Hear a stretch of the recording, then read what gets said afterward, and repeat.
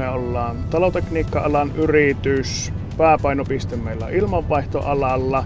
Ja tosiaan päätoimipaikka on Pohjois-Savo, mutta toimitaan läpi Suomen. Yrityksessä on noin 10 ajoneuvoa, pakettiautoja.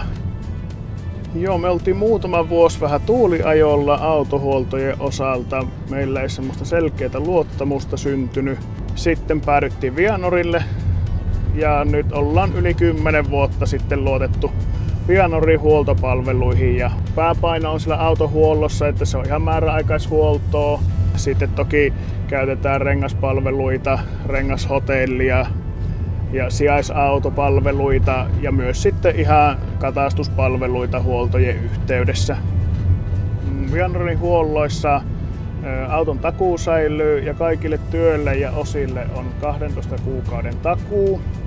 Huoltoajat järjestyy meille yllättävänkin ripeästi ja huollot valmistuu aina sovitussa ajassa. Meillä on tuttu henkilökunta siellä, ne tietää jo ennakkoon meidän autojen huoltotarpeen, ne tietää niiden huoltohistorian, ne osaa ennakoida. Vianorille on aina mukava saapua. Sinne on tervetullut olo.